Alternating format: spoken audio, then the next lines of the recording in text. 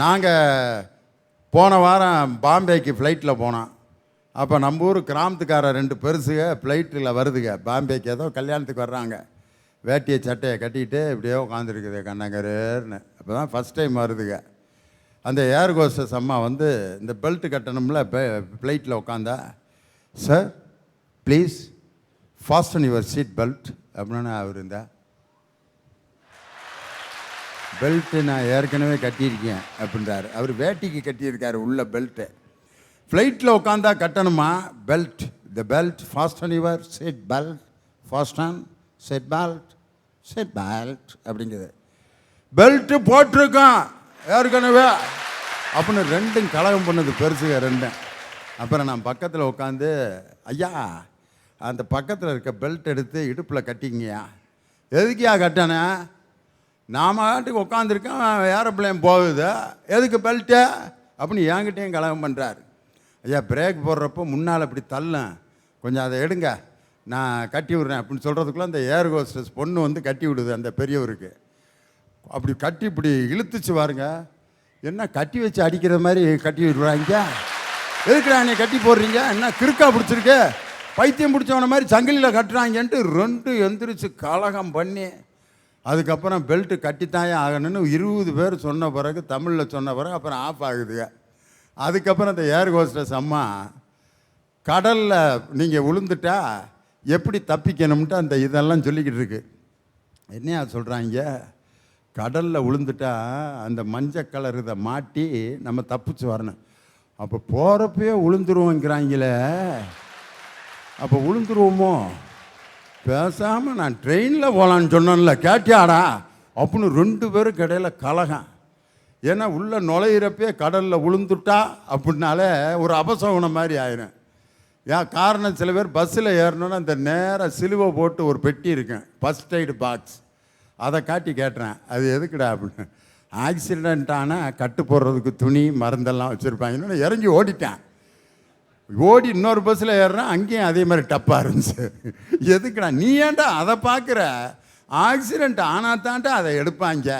அதை பார்த்து பார்த்து பயந்து உட்காந்துருந்தா எந்த பஸ்ஸுலையாவது போக முடியுமா? போக முடியாது.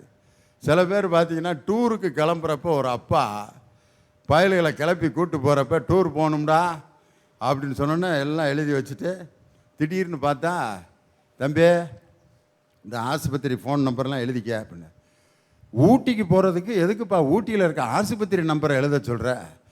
அங்கே ஏதாவது உனக்கு சோம்பலாமல் போச்சுன்னா, எப்பா டூரு போகிறப்போ சோம்பலாமல் போகிற நம்பரவா முதல்ல எழுதுறது, டே சொல்கிறத எழுதுறா அப்படின்ட்டு வரிசை அவர் எடுத்து வைக்கிற பொருள்லாம் என்னென்னா, பேண்டேஜ் துணி, கட்டு போடுற இது பிளாஸ்டரு, காயத்துக்கு போடுற மருந்து, இதெல்லாம் எடுத்து மகனை கட்டி வச்சு ஊட்டி கிளம்பணும்டா.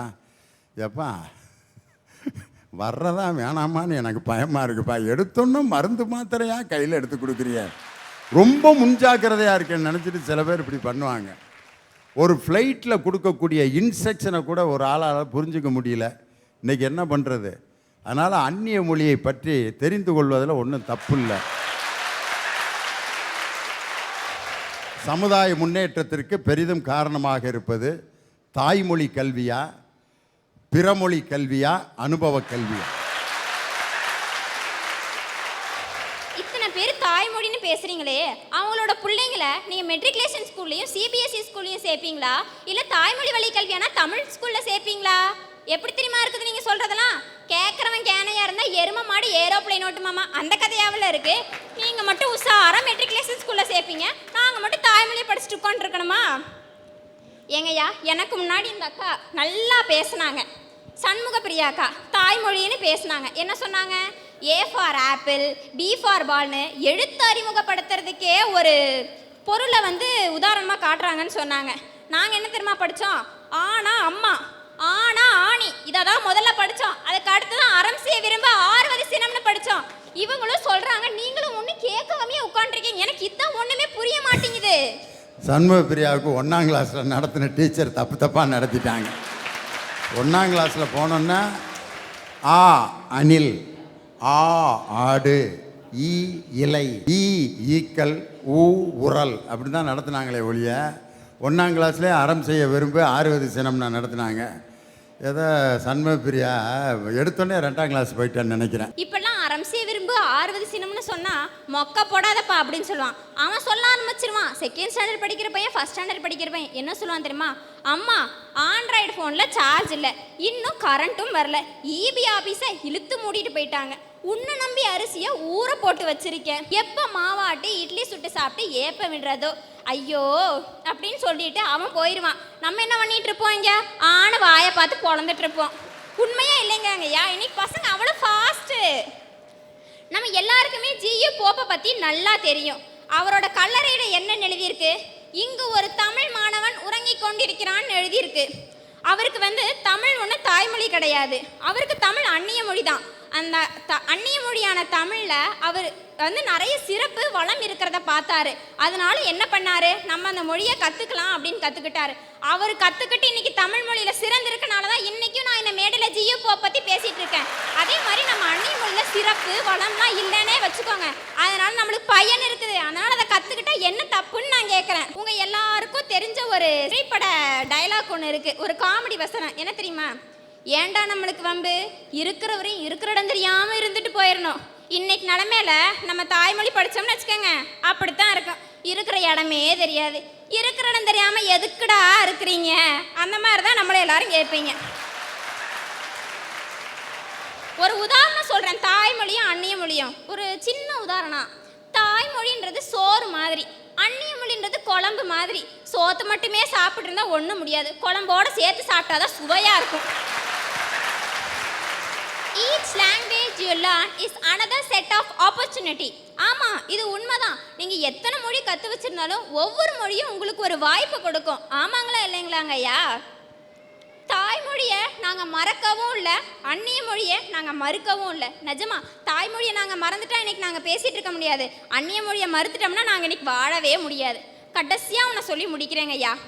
ஒரு மனுஷன்றவன் துப்பாக்கி மாதிரி, அந்நிய மொழின்றது தோட்டா மாதிரி. தோட்டா இல்லாத துப்பாக்கிக்கு என்னைக்குமே மதிப்பு கிடையாதுன்னு சொல்லி நான் விடைபெறுகிறேன். நன்றி, வணக்கம். ஐயா, ஒன்றும் இல்லைங்க ஐயா. எங்கள் வீட்டில் 2 பேத்துக்கு, ஒரு புது மாப்பிள்ளைக்கு புது பொண்ணுக்கு நிச்சயதார்த்தம் நடந்துச்சு. 2 சம்மதியும் உட்காந்து பக்கத்தில் உட்காந்து பேசிக்கிறாங்க. பொருத்தமெல்லாம் நல்லா தான் பொருந்தா இருக்குதுங்க. என்ன பையனுக்கு தான் கொஞ்சம் படிப்பு கம்மியாக இருக்கிற மாதிரி தெரியுதுங்க. நானும் என்ன பண்ணுறதுங்க, அவனையும் படின்னு தான் சொன்னனுங்க. அவனை எங்கேயும் மாடு ஓட்டிட்டு காடு ஓட்டிட்டு இன்றைக்கி எங்கேயோ தகரக்கம் பண்ணி வச்சுருக்கிறானுங்க. படிங்களா, தகரக்கம் பண்ணி வச்சுருக்கிற அப்படிங்களா? சரிங்க. நம்ம ஒன்று பிஇ படிச்சிருக்குதுங்க. பையன் ஏதாவது ஒரு டிகிரியே முடிச்சிருந்தா அப்படின்னா ஏதோ கொஞ்சம் சௌரியமாக இருந்திருக்குமுங்க அப்படின்னு சொல்ல உடனே மாப்பிள்ளை வர்றார். என்னங்க பொண்ணு பிஇ முடிச்சிருக்குதுங்க. மாமா, ஆமாங்க பிஇ முடிச்சிருக்குதுங்க. என் பிஇயில் என்னதுங்க முடிச்சுங்க? அது எங்கேயும் நம்ம அளவில் வாயில் நுழையுதுங்க. ஏதோ போனாலுங்க 4 வருஷம் போனாலுங்க வந்தாலுங்க நானும் கூட்டிகிட்டு போயிட்டு வந்துட்டு இருந்தேனுங்க. சரிங்க. ஏங்க மாப்பிள்ளை மறுபடியும் நீங்கள் அதே காலேஜ்லேயும் படிக்க போகிறீங்களான்னு நக்கலாக மாமனார் கேட்க, அதுக்கு மாப்பிள்ளை சொன்னார், அதுக்காக கேட்கலிங்க, நம்ம ஃபேக்ட்ரியில் 3 electrician engineer, 3 civil engineer, 3 mechanical engineer வேலை செய்கிறாங்க. நான் அவங்களுக்கெல்லாம் கொடுக்குற சம்பளம் கரெக்டானு கேட்டு தெரிஞ்சுக்கிறதுக்காக கேட்டனுங்க அப்படின்னு கேட்டார். அன்னைக்கு வாயை மூடினவர் தாங்க ஐயா, முகூர்த்தம் முடிகிற வரைக்கும் வாயே திறக்கல. நீ படித்ததை நம்பி வாழ்ந்தாயானால் 10ஓடு 11ஆய் போவாய், நீ பட்டதை நம்பி வாழ்ந்தாயானால் இன்று பார்வற்று மனிதர்கள் ஒருத்தனாவார்.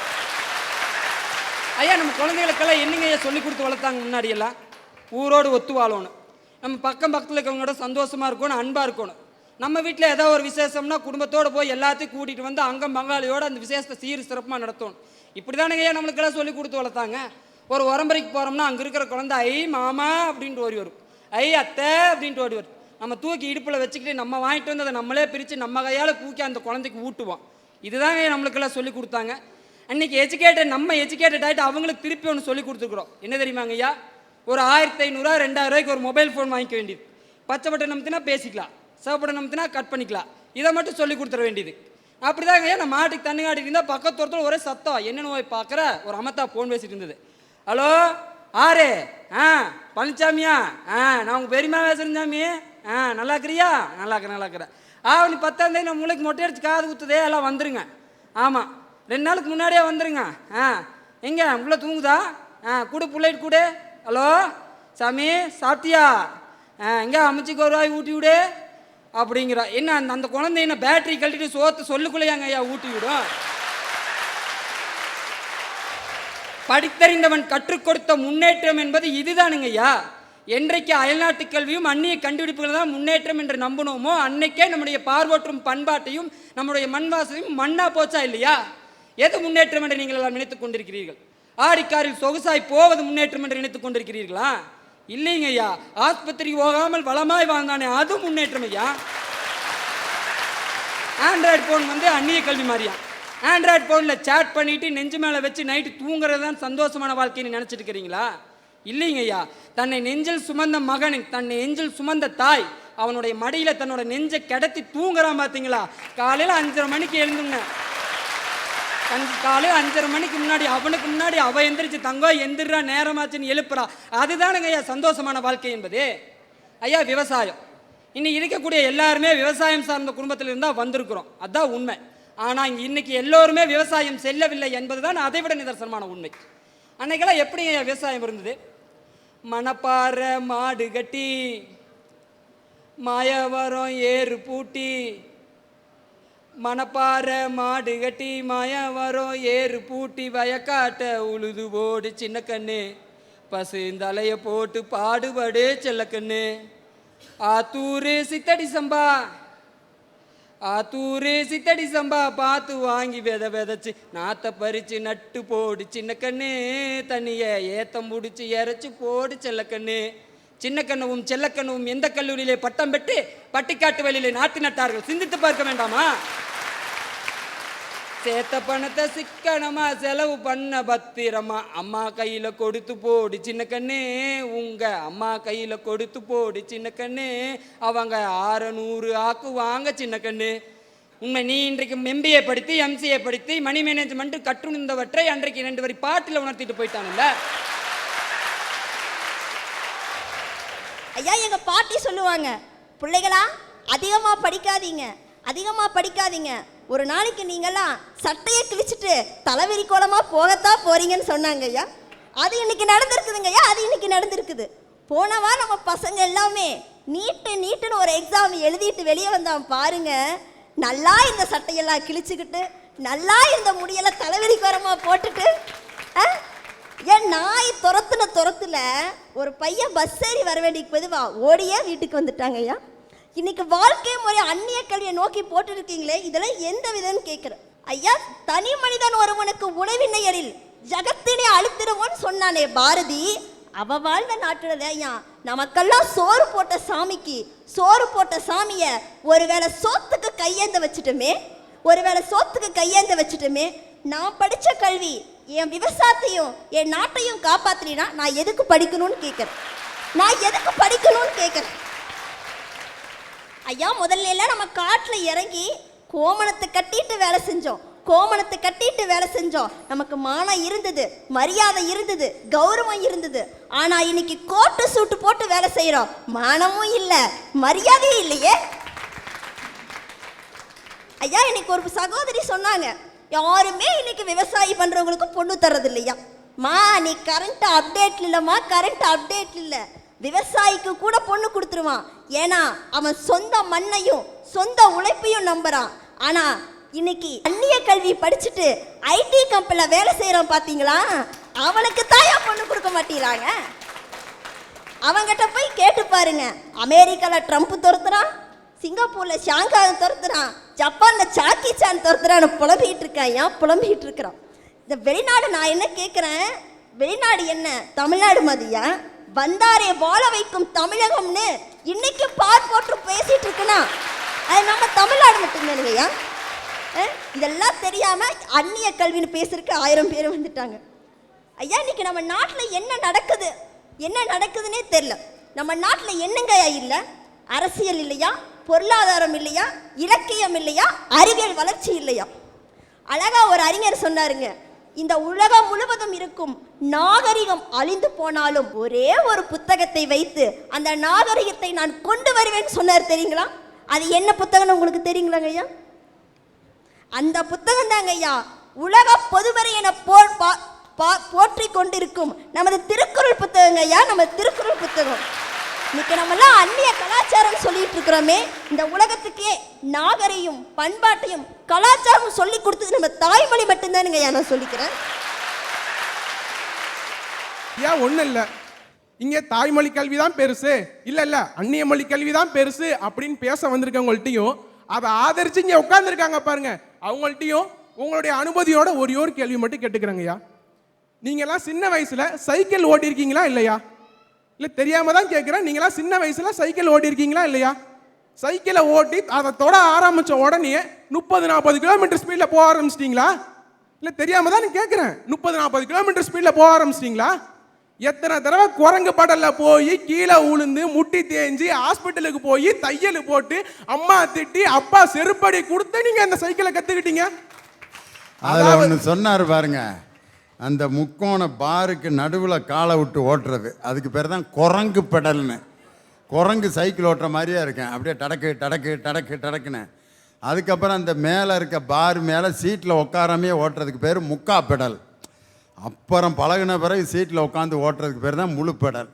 அப்போ நீ குரங்கு பெடல் போட்டிருக்க. குரங்கு பெடல் போடாமல் இது வரைக்கும் யாராலையும் சைக்கிள் பழகவே முடியாது. அருமையாக சொல்லிட்டேன் ஐயா. அதாவது ஒரு சைக்கிளை கத்துக்கிறதுக்கே உங்களுக்கு இவ்வளவு அனுபவம் தேவைப்படுதுன்னா, அப்ப வாழ்க்கைங்கிற வண்டியில பயணிக்கணும்னா உங்களுக்கு எவ்வளவு அனுபவம் தேவைப்படும்? அதை நம்ம மறந்துடக்கூடாதுயா. அதை நம்ம நினைச்சு பார்க்கணுமா இல்லையா? ஐயா ஒன்றும் இல்லை, நீங்கள் பல லட்சம் ரூபாய் செலவு செஞ்சு கூட இந்த 2 கல்வி உங்களால் கற்றுக்க முடியும். ஆனால் பல கோடி ரூபாய் கொட்டி கொடுத்தாலும் சரி இந்த அனுபவங்கிற ஒரு கல்வியை உங்களால் விலை கொடுத்து வாங்க முடியாதுயா. ஐயா இன்னொன்று சொல்கிறேன், நீங்கள் பல திறமையான ஆசிரியர்களை வச்சு இந்த 2 கல்வியும் கற்றுக்கலாம். ஆனால் எப்பேற்பட்ட திறமையான ஆசிரியர்கள் நாமக்கல்ல இருந்து சரி திருச்செங்கோட்டில் இருந்து சரி வந்தா கூட இந்த அனுபவங்கிற ஒரு கல்வியை அவங்களால கற்றுத்தர முடியாதுங்க ஐயா. இதானே உண்மை? ஐயா ஒன்றும் இல்லை, இந்த அனுபவங்கிறது ஜியோ சிம் மாரி. இதுக்கு நீங்கள் நயா பைசா செலவு பண்ண தேவையில்லை.